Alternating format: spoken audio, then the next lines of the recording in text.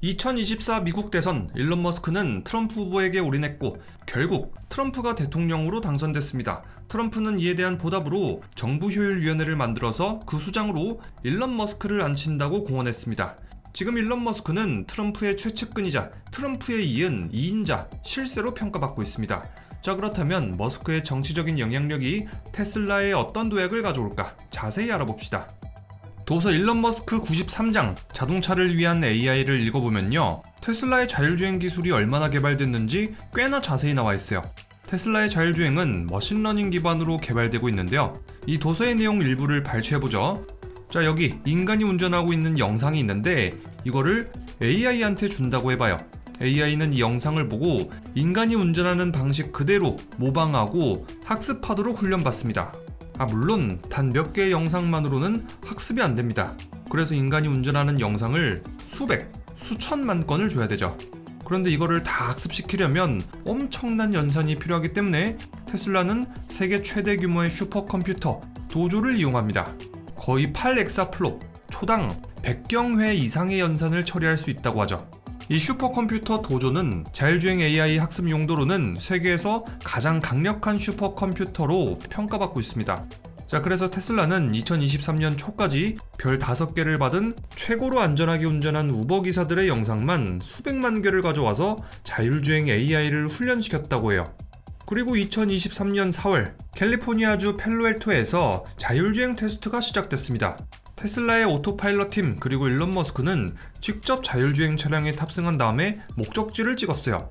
그 다음에 머스크는 완전 자율주행 모드를 선택한 다음에 운전대에서 완전히 손을 뗐다고 하죠.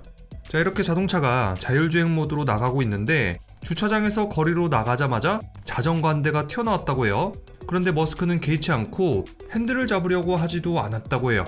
이때 자율주행차는 알아서 자전거에게 길을 먼저 양보하고 다시 나아갔다고 하죠. 이때 차량에 탑승했던 사람들은 완전 자율주행 차량이 마치 인간인 것처럼 인간하고 똑같이 운전했다고 해요. 또 머스크가 탑승한 이 차량은 스스로 교통체증을 뚫고 주행을 했고 약 25분 동안 고속도로와 도로를 주행하면서 복잡한 길을 빠져나갔고 자전거, 보행자, 반려동물도 안전하게 피해갔다고 해요. 머스크는 감탄하면서 이렇게 말했다고 하죠. 화성 갈 거니까 이야, 내 인간 신경망조차 따라가지 못할 수준으로 차가 움직이고 있잖아. 머스크는 25분 내내 운전대에 전혀 손대지 않았다고 해요. 다만 교차로 정지 신호에서 차량이 너무 조심스럽게 너무 천천히 움직인다고 생각했을 때 가속 페달을 2번 밟는 게 다였다고 하죠. 이번 자율주행 테스트는 성공적이었습니다. 일론 머스크와 오토파일럿 팀은 캘리포니아주 일대를 25분 동안 아무런 사고 없이 인간보다 더 안전하게 운전했다고 해요. 이 테스트 직후 머스크는 오토파일럿 팀에다가 더 많은 자원을 투입했죠. 테슬라는 2023년 기준 약 200만 대의 테슬라 차량으로부터 매일 수십억 개의 비디오 프레임을 수집하고 있다고 해요. 이 영상은 전 세계 다양한 국가에서 들어온다고 하죠. 이런 테슬라의 운전 데이터 수집 능력은 전 세계적으로 봐도 독보적인 수준입니다. 또 테슬라는 2024년 한 해만 오토파일럿, 슈퍼컴퓨터 도조, AI, GPU 하드웨어를 구매하는 데에만 약 100억 달러를 사용할 거라고 해요. 한국 돈으로 무려 14조 원이나 되는 거죠. 이 모든 투자가 결국엔 테슬라의 완전 자율주행 개발에 상당한 밑거름이 될 겁니다. 일론 머스크는 테슬라의 FSD 기술이 거의 완성됐다고 밝혔습니다. 또 25년 1분기에는 중국과 유럽에서 FSD 서비스를 출시할 거라고 밝혔죠. 다만 아직까지는 유럽과 중국에서 FSD 출시를 위한 규제 허가를 받지 못했는데 머스크는 24년 말까지 이 규제 승인을 받을 수 있을 거라고 예상한다고 밝혔습니다. 머스크가 준비 중인 사업 중에서 아주 중요한 게 하나 더 있어요. 바로 24년 10월 위 로봇 행사에서 공개한 자율주행 로봇택시 사이버캡입니다. 이 차량은 2인승 차량인데 신기한 점은 운전대하고 페달이 없다는 거예요. 승객들은 어플로 사이버캡을 부르고 완전 자율주행으로 목적지까지 가기만 하면 끝이죠. 따로 운전할 필요가 없어요. 여기다가 택시기사도 따로 없기 때문에 승객들은 사이버캡 안에서 영화도 보고 데이트도 하고 공부도 하고 있는 시연사진을 공개했습니다. 머스크는 사이버캡을 2026년부터 대량 생산을 시작할 예정이라고 하죠. 가격은 $30,000, 약 4천만 원 미만일 거라고 예상됩니다. 또 머스크는 만약에 사이버캡이 상용화된다면 미국의 택시비가 무려 80%가 절감돼서 1마일을 가는데 겨우 20센트만 내면 된다고 설명했습니다. 자, 그래서 만약에 테슬라가 사이버캡을 대량 생산해서 완전 자율주행까지 상용화시킨다면 미국뿐만 아니라 전 세계 택시 시장, 교통 시스템 자체에도 대격변을 가져올 수도 있어요. 2023년 기준 세계 택시 시장 규모가 약 2,300억 달러거든요. 이 중에 테슬라가 이 시장의 5%만 가져가도 무려 116억 달러, 한국 돈으로 16조 원이나 되는 거예요. 테슬라는 앞으로 무조건 떡상하는 거죠. 게다가 미국인들이 출퇴근할 때 자가용을 이용하는 비율을 보면은 약 73%에 달해요. 그런데 이 중 거의 대부분 90% 정도가 이 차를 혼자 탄다고 하죠. 그러니까 전체 출퇴근자 중에서 약 66%가 자가용을 혼자 운전해서 출퇴근에 사용한다는 거예요. 자, 이렇게 차를 혼자 타서 출퇴근에 이용하다 보니까 교통 혼잡이 많아지고 환경 문제도 많아지겠죠. 자, 그런데 앞으로 만약에 사이버캡이 상용화된다면 기존에 자가용으로 출퇴근하던 사람들은 자기 차를 팔아버리고 사이버캡을 이용할 거예요. 또 차를 구매할 예정이었던 사람들도 차를 안 사고 사이버캡을 이용할 수도 있고요. 택시기사들은 원래 본인이 가지고 있던 택시를 팔아버린 다음에 사이버캡을 구매해서 택시 자동화 시스템을 만들어서 택시 사업을 운영할 수도 있겠죠. 자, 이런 수요까지 다 계산한다면 테슬라의 사이버캡은 엄청나게 팔려 나갈 겁니다. 그만큼 테슬라 주가는 진짜 떡상하겠죠. 교통혁신, 환경혁신은 덤이고요. 또 사이버캡이 상용화된다면 운전에 대한 정의 자체가 달라지게 될 거예요. 사람들은 더 이상 교통체증 때문에 스트레스를 받지 않아도 돼요. 출퇴근길에 차 안에서 회의를 준비하고 업무 준비를 하고 책을 읽고 친구랑 같이 가볍게 게임을 할 수도 있어요.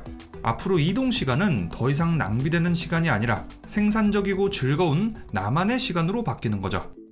자, 이렇게 테슬라가 FSD 기술을 완성시켜서 테슬라의 자동차들 그리고 사이버캡에다가 적용시킨다면 전 세계에서 유례가 없을 교통혁신이 올 거예요.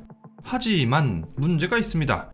아무리 테슬라의 FSD 기술이 완성됐다고 해도 미국의 도로교통법 규제는 여전히 과거에 머물러 있다는 거예요.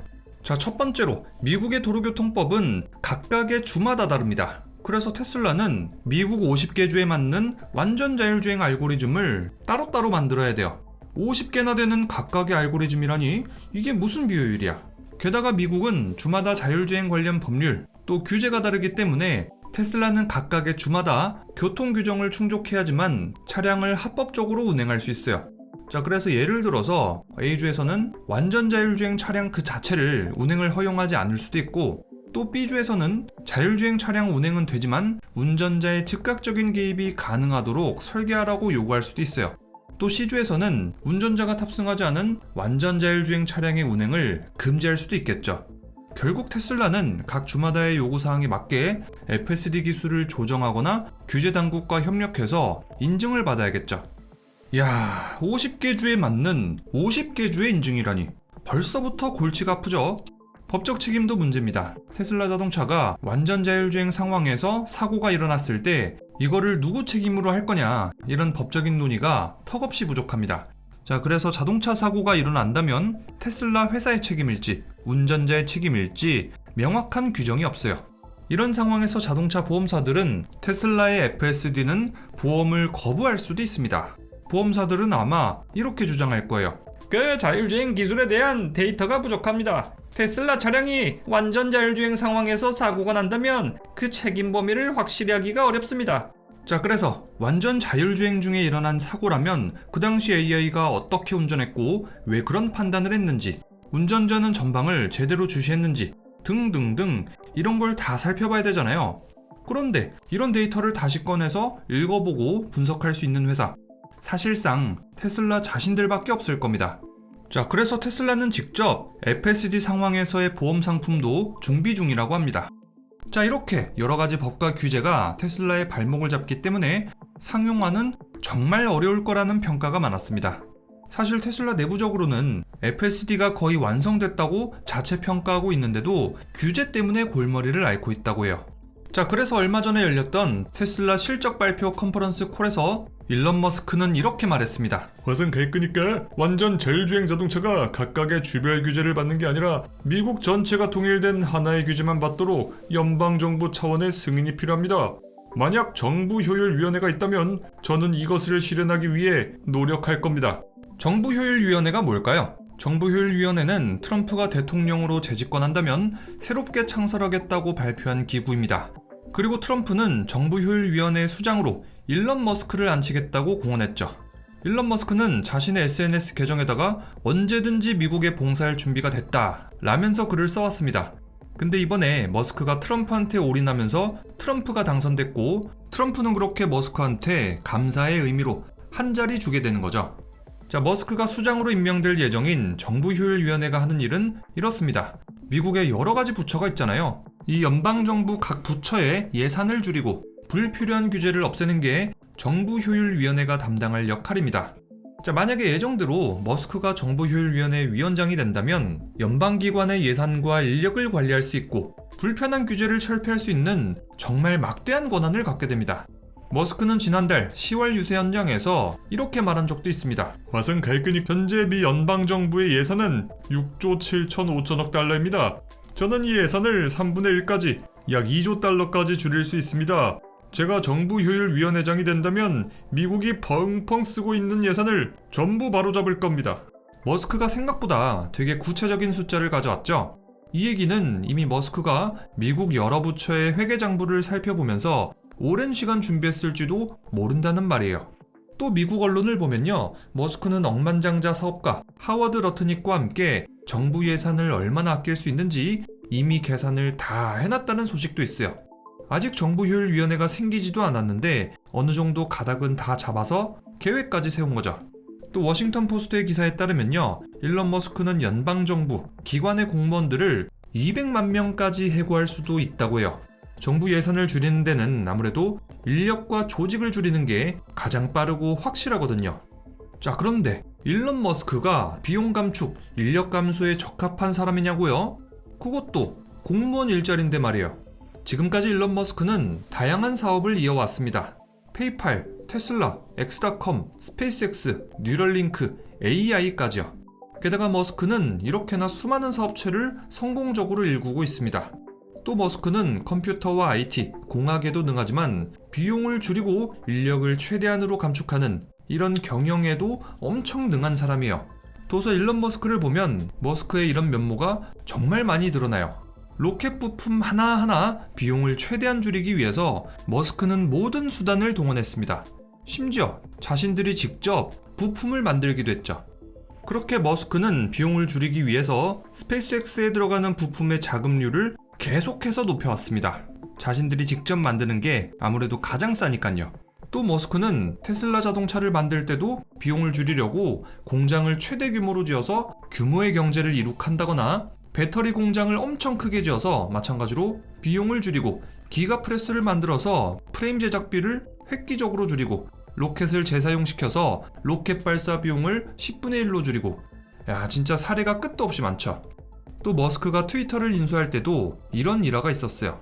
트위터 직원들이 하루 평균 몇 줄의 코드를 써내려가는지 이거를 알아낸 다음에 그 기준이 머스크한테는 택도 없으니까 트위터 개발자들 대부분을 해고시켜버렸죠. 개발자들 뿐만이 아닙니다. 광고팀, 재무팀, 기획팀 등등 다 잘라버렸어요. 맨 처음에 머스크가 트위터를 인수할 때는 트위터의 직원이 7,500명에 달했어요. 그런데 이 중에서 무려 80%에 달하는 6,200명이나 해고시켜버렸죠. 이 과정을 거치고 나서 트위터의 직원들은 1,300명만 남게 됐습니다. 정말 엄청 줄인 거죠. 자, 그래서 처음에 머스크가 트위터 직원들을 너무 많이 해고시키니까 트위터 사람들도 그렇고 언론들도 하나같이 머스크를 이렇게 비판했어요. 머스크는 지금 아무것도 모르고 사람들만 해고하고 있습니다. 이렇게나 너무 많은 사람들을 쳐내고 나면 트위터는 절대로 운영이 될 리가 없습니다. 그런데 지금 보니까 어때요? 트위터가 X로 바뀌고 나서 인력을 80%나 쳐냈는데도 X는 잘만 돌아가고 있죠. 또 머스크는 테슬라, 스페이스X에서도 사람들을 대규모로 해고한 사례가 수도 없이 많아요. 자, 이렇게 일론 머스크는 비효율, 전응률, 쓸데없는 비용 낭비를 극도로 싫어하는 사람입니다. 그리고 조금이라도 업무가 진행이 되지 않거나 어떤 직원이 본인의 업무에 대해서 즉각적인 대답이 안 나온다면 머스크는 그 자리에서 직원들을 바로 잘라버려요. 미국의 예산을 줄이고 필요 없는 공무원들을 잘라서 써야 될 돈을 줄이고 어떤 기관의 규모를 줄이고 이걸 제일 잘할 수 있는 사람 일론 머스크라는 얘기죠. 일론 머스크가 전문가예요. 머스크가 정부효율위원회장이 된다면 기업들의 활동에 제약을 걸었던 많은 규제를 폐지시킬 겁니다. 사실 지금까지 일론 머스크는 여러 가지 사업을 하면서 정부 규제에 발목 잡힌 적이 한두 번이 아니에요. 아까 전에 설명했듯이 테슬라의 FSD 기능은 미국의 도로교통안전국뿐만 아니라 여러 기관들의 규제 때문에 추가적인 테스트와 검증을 요구받고 있습니다. 이것 때문에 FSD 상용화가 지연되고 있는 거고요. 또 24년 10월 미국 도로교통안전국은 테슬라의 FSD 작동 중에 발생했던 보행자 사망 사고와 관련해서 예비조사에 착수했습니다. 머스크의 다른 사업들도 규제 때문에 골머리입니다. 머스크는 스페이스X 로켓을 발사할 때 미국 연방항공청 FAA의 승인 요건을 준수하지 않았다는 이유로 벌금 63만 달러를 냈습니다. 벌금이야 그럴 수 있다고 쳐요. 그런데 이런 규제가 자꾸 로켓 사업 진행 속도를 느리게 한다는 게 더 큰 문제예요. 머스크는 얼마나 빡쳤는지 이렇게까지 말했죠. 화성 발끝이 로켓을 만드는 것보다 관련 규제의 문턱을 넘는 것이 더 어렵고 시간이 오래 걸립니다. 미국 연방항공청의 수장은 사퇴하십시오. 자, 이렇게 머스크는 이제 규제의 규자만 나와도 치를 떨 거예요. 그런데 미국의 이런 규제가 한두 개냐고요. 머스크는 뉴럴링크, 로봇 산업 등등 온갖 규제에 발목 잡힐 만한 이런 첨단 사업들을 너무 많이 진행하고 있습니다. 머스크 입장에서는 이런 규제를 하루라도 빨리 다 치워버리고 싶겠죠. 그런데 이번 2024년 대선 때 일론 머스크는 트럼프한테 올인했고 트럼프가 당선됐죠. 대통령으로 당선된 트럼프는 일론 머스크를 정부효율위원회 수장에 앉힌다고 합니다. 만약에 예정대로 일론 머스크가 정부효율위원회장이 된다면 테슬라, 스페이스X 등등 머스크가 운영하고 있는 모든 사업에 날개를 달게 될 거예요. 정부효율위원회장이 된 머스크는 앞으로 기술의 발전을 방해하는 모든 규제를 없애버릴지도 몰라요. 자, 테슬라를 예로 들어볼까요? 일단 머스크는 미국 50개 주에다가 똑같은 자율주행 표준 채택 규정을 적용하려고 할 거예요. 내라고 하는 각종 서류, 쓸데없는 절차도 다 치워버리고 말이에요.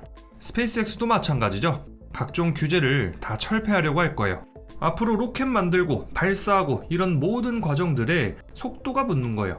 자, 뒤에 트럼프 형님이 딱 버티고 앉아가지고 임자 하고 싶은 대로 다 해 하는데 뭐가 무섭겠어요. 그죠? 자, 그런데 아무리 머스크가 정부효율위원회장이 된다고 해도 머스크의 사업은 이득을 보지 못할 거라고 생각하는 이런 반대 의견도 있어요. 그 근거는 바로 공익과 사익의 충돌, 그리고 사익 추구 금지 조항입니다. 자, 만약에 테슬라가 자율주행 상용화를 위해서 미국 50개 주의 도로교통법을 싹 다 바꾸고 하나로 통일하려고 시도한다고 쳐봐요. 그러면 미국의 정치인들이 야 일론, 너 그거 네 테슬라 자율주행 사업 때문에 바꾸려고 하는 거지? 그 공직자가 그러면 되겠어요? 하면서 딴지를 걸 수도 있다는 얘기예요. 머스크는 SNS를 통해서 미국을 위해 봉사하고 싶다라고 밝혔습니다. 하지만 그의 속내는 아마 이럴 겁니다. 화성 갈 거니까 미국의 규제를 내가 직접 뜯어 고쳐서 우리 회사가 더 큰 이익을 내도록 해야겠어. 머스크는 아직 정부효율위원회장이 되지 못했지만 아마도 그렇게 될 가능성이 아주 높아 보입니다. 그가 공직자가 되고 나서 얼마나 많은 규제를 철폐할 수 있을지, 또 그게 어떤 스노우볼을 굴려서 머스크의 회사에 얼마나 큰 이득을 가져올지 지켜봐야겠습니다.